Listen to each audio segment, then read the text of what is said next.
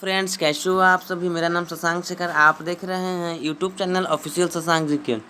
मैं एक जवाहर नवोदय विद्यालय का स्टूडेंट हूं, जी हाँ, नवोदयन।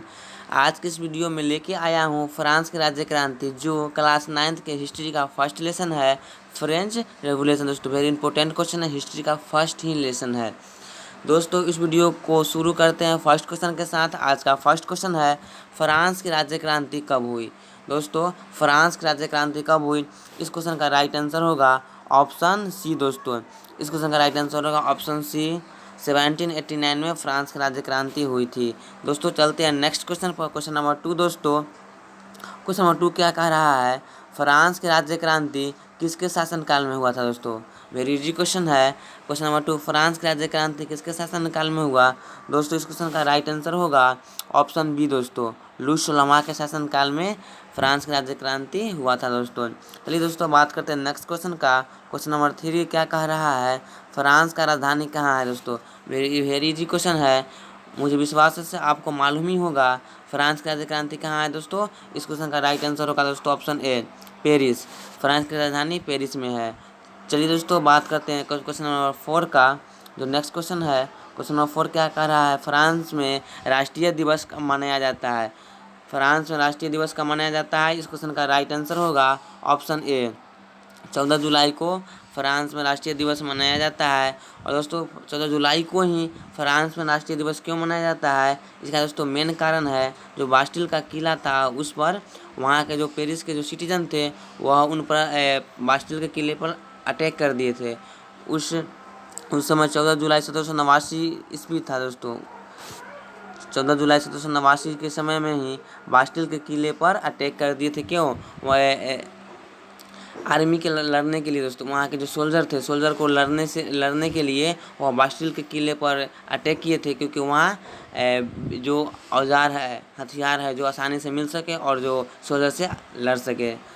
दोस्तों, बात करते हैं नेक्स्ट क्वेश्चन का। Question number 5। दोस्तों, बास्टिल किले का फाटक को कब तोड़कर बंदियों को मुक्ति कर दिया। दोस्तों, क्वेश्चन नंबर 5 है, बास्टिले किले का फाटक को कब तोड़कर बंदियों को मुक्त कर दिया। दोस्तों, इस क्वेश्चन का राइट आंसर होगा ऑप्शन बी। दोस्तों, इस क्वेश्चन का राइट आंसर होगा ऑप्शन बी, 14 जुलाई 1789 को ही बास्टिल किले पर अटैक किया गया था, पेरिस के जो सिटीजन थे उसी के द्वारा। दोस्तों, चलिए दोस्तों, बात करते हैं नेक्स्ट क्वेश्चन का। क्वेश्चन नंबर 6, फ्रांस की राजधानी पेरिस में अधिकांश जनता किस वस्तु की महंगी कीमत के विरोध कर रही थी। दोस्तों, वेरी इंपॉर्टेंट क्वेश्चन है, फ्रांस की राजधानी पेरिस में अधिकांश जनता किस वस्तु की महंगी कीमतों के विरोध कर रही थी। दोस्तों, इस क्वेश्चन का राइट आंसर होगा ऑप्शन बी। दोस्तों, पाव रोटी।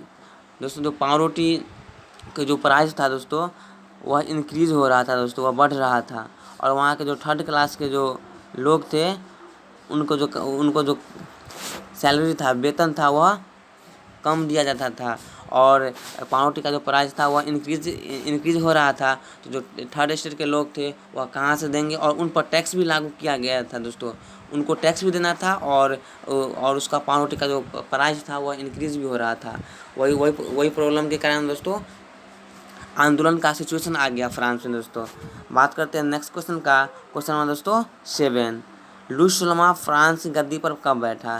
दोस्तों, वेरी इजी क्वेश्चन है, लुई सोलहवां फ्रांस की गद्दी पर कब बैठा। दोस्तों, इस क्वेश्चन का राइट आंसर होगा ऑप्शन डी। दोस्तों, इस क्वेश्चन का राइट आंसर होगा ऑप्शन डी।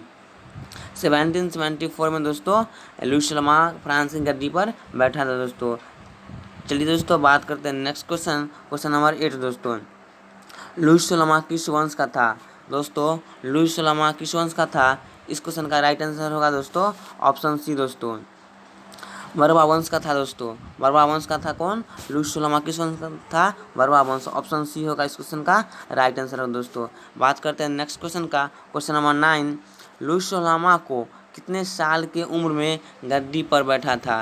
दोस्तों, लुई सोलहवां को कितने साल की उम्र में गद्दी पर बैठा था। दोस्तों, इस क्वेश्चन का राइट आंसर होगा ऑप्शन बी। ऑप्शन दोस्तों फर्स्ट, 20 वर्ष की अवस्था में। दोस्तों, 20 वर्ष की अवस्था में ही वह फ्रांस की गद्दी पर बैठ गया था। दोस्तों, और कब बैठा था, 1774 में दोस्तों वह बैठा था फ्रांस की गद्दी पर। दोस्तों, वेरी इंपॉर्टेंट क्वेश्चन, इसलिए वीडियो को अंत तक देखिएगा। बात करते हैं नेक्स्ट क्वेश्चन का।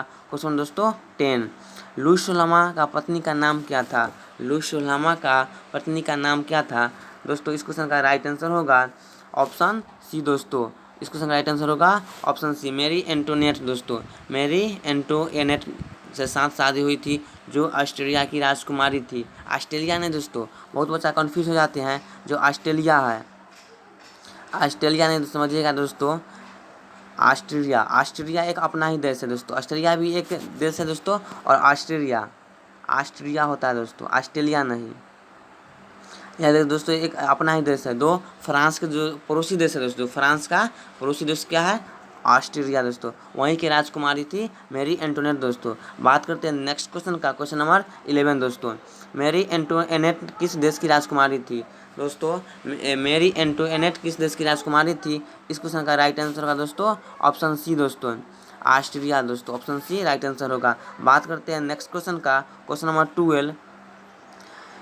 लुईस सोलामा के शासनकाल में किस किस कारण से 10 अरब लिब्रे से अधिक हानि हुआ था? दोस्तों जो लुईस सोलामा फ्रांस के शासक थे, उन्हीं के शासनकाल में 10 अरब लिब्रे से भी अधिक हानि हुआ था।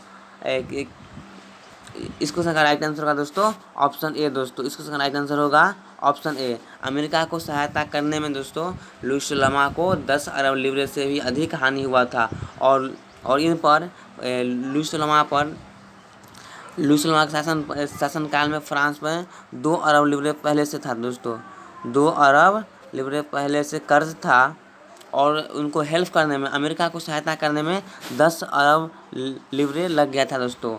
यानी 12 लिब्रे उनके पर कर्जा हो गया था दोस्तों। फ्रांस देश पर 12 लिब्रे से अधिक कर्जा हो गया था अरब में दोस्तों। वेरी इंपॉर्टेंट क्वेश्चन, किनको? फ्रांस की सहायता करने के लिए। और फ्रांस में 13 कॉलोनी थे। 13 कॉलोनी को छुड़वाने के लिए ब्रिटेन से दोस्तों, ब्रिटेन से छुड़वाने के लिए सहायता किए थे। उनमें से उनका लॉस हो गया था 10 अरब लिब्रे। याद रखिएगा, लिब्रे एक दोस्तों उस समय वहाँ का रुपया था, मुद्रा था दोस्तों, याद रखिएगा। बात करते हैं नेक्स्ट क्वेश्चन का, क्वेश्चन नंबर 13। फ्रांसीसी समाज कितने स्टेटस में बांटा हुआ था दोस्तों? वेरी इजी क्वेश्चन है। फ्रांसीसी समाज कितने स्टेटस में बटा हुआ था दोस्तों? इस क्वेश्चन का राइट आंसर होगा ऑप्शन ए दोस्तों। इस क्वेश्चन का राइट आंसर होगा ऑप्शन ए 3 दोस्तों। 3 स्टेट में बटा हुआ था दोस्तों। फर्स्ट स्टेट दोस्तों, सेकेंड स्टेट, और दोस्तों जो थर्ड स्टेट में बटे हुए थे। 3 स्टेट में दोस्तों फ्रांस के जो समाज अथी था दोस्तों, सोसाइटी था फ्रांस का सोसाइटी, वह 3 स्टेट में बटे हुए थे। फर्स्ट स्टेट, सेकेंड स्टेट और थर्ड स्टेट। याद रखिएगा, काफ़ी इंपॉर्टेंट क्वेश्चन है। बात करते हैं नेक्स्ट क्वेश्चन का, क्वेश्चन नंबर 14 दोस्तों। फ्रांस में कुल कितने प्रतिशत लोग किसान थे? फ्रांस में 90% दोस्तों, 90% लोग किसान थे। 90% लोग किसान थे दोस्तों फ्रांस में। वो भी लगभग थर्ड स्टेट के लोग ही थे दोस्तों। लगभग 90% लोग किसान थे, और सबसे अधिक थर्ड स्टेट के लोग ही किसान थे दोस्तों। याद रखिएगा, फिर इंपॉर्टेंट क्वेश्चन है। बात करते हैं नेक्स्ट क्वेश्चन का, क्वेश्चन नंबर 15। फ्रांस में कितने स्टेटस के लोगों को कर देने का अधिकार था दोस्तों? वेरी इजी क्वेश्चन है। फ्रांस में कितने स्टेटस के लोगों को कर, टैक्स देना अधिकार था दोस्तों? इस क्वेश्चन का राइट आंसर होगा दोस्तों ऑप्शन ए 1 दोस्तों। फ्रांस में दोस्तों जो सोसाइटी था वह 3 स्टेट में बटे हुए थे, और 3 स्टेट था फर्स्ट स्टेट, सेकेंड स्टेट और थर्ड स्टेट। उसमें से नियम क्या बनाया गया था? थर्ड स्टेट के जो लोग हैं, जो थर्ड स्टेट के लोग हैं वही टैक्स देंगे फ्रांस में, वही टैक्स देंगे दोस्तों। थर्ड स्टेट के लोगों को ही टैक्स देने का अधिकार था, लेकिन फर्स्ट और सेकेंड स्टेट के जो लोग थे उनको टैक्स देने का अधिकार नहीं दिया गया था दोस्तों। याद रखिएगा, वेरी इंपॉर्टेंट क्वेश्चन है। बात करते हैं नेक्स्ट क्वेश्चन का, क्वेश्चन नंबर 16 दोस्तों। फ्रांस में कितने स्टेटस के लोग कर नहीं देते थे? वेरी इजी क्वेश्चन है दोस्तों। फ्रांस में कितने स्टेटस के लोग कर, टैक्स नहीं देते थे? इस क्वेश्चन का राइट आंसर होगा ऑप्शन बी दोस्तों 2। फ्रांस में 3 स्टेट थे, उनमें से एक जो थर्ड स्टेट था वह टैक्स देता था, लेकिन जो 2 बच गया, 2 स्टेटस जो बच गया वह टैक्स नहीं देते थे दोस्तों। फर्स्ट स्टेट और सेकेंड स्टेट के लोग टैक्स नहीं देते थे और थर्ड स्टेट के लोग टैक्स देते थे। यानी फ्रांस में 3 स्टेट में से एक स्टेट जो टैक्स देते थे और 2 स्टेट जो टैक्स नहीं देते थे फ्रांस में, याद रखिएगा। बात करते हैं नेक्स्ट क्वेश्चन का। क्वेश्चन नंबर 17, फ्रांस में कौन किसान से करों टैक्स का एक हिस्सा धार्मिक कर के रूप में वसूलता था? वेरी इजी क्वेश्चन दोस्तों। फ्रांस में कौन किसान से टैक्स के हिस्सा धार्मिक कर के रूप में वसूलता था दोस्तों? इस क्वेश्चन का राइट आंसर होगा दोस्तों ऑप्शन डी दोस्तों, ऑप्शन डी। चर्च ने किसानों से भी टैक्स लेता था। और दोस्तों बता दें जो टैक्स है वह 2 types of tax in France दोस्तों, कौन को मैं बता देना चाहता हूँ।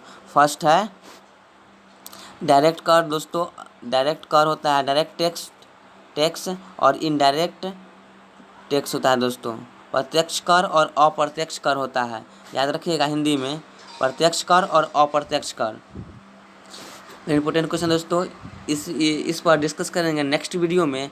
चलते हैं नेक्स्ट क्वेश्चन पर दोस्तों। क्वेश्चन नंबर 18, फ्रांस में कितने प्रकार के टैक्स के रूप में थे? फ्रांस में कितने प्रकार के टैक्स के रूप में थे दोस्तों? इस क्वेश्चन का राइट आंसर होगा दोस्तों ऑप्शन ए दोस्तों, 2 टैक्स थे। कौन कौन दोस्तों बता दिए थे? डायरेक्ट टैक्स और इनडायरेक्ट टैक्स दोस्तों। डायरेक्ट टैक्स और इनडायरेक्ट टैक्स के रूप में वसूला जाता था दोस्तों। किन के द्वारा? थर्ड स्टेट देते थे लुसियल होमा को दोस्तों। वेरी इंपॉर्टेंट क्वेश्चन है। बात करते हैं नेक्स्ट क्वेश्चन, क्वेश्चन नंबर 19 दोस्तों। फ्रांस की मुद्रा क्या था 1789 के समय? दोस्तों फ्रांस की जो मुद्रा था वह क्या था? लिब्रे था दोस्तों। इसको राइट आंसर होगा दोस्तों ऑप्शन सी, लिब्रे था। फ्रांस की मुद्रा क्या था? लिब्रे था। बात करते हैं नेक्स्ट क्वेश्चन का, जो इस वीडियो का लास्ट क्वेश्चन है। क्वेश्चन नंबर 20 दोस्तों। फ्रांस की मुद्रा लिब्रे को कब समाप्त कर दिया गया? दोस्तों वेरी इजी क्वेश्चन है। फ्रांस की मुद्रा लिब्रे को कब समाप्त कर दिया गया दोस्तों? इस क्वेश्चन का राइट आंसर होगा ऑप्शन ए दोस्तों, ऑप्शन ए होगा इस क्वेश्चन का राइट आंसर।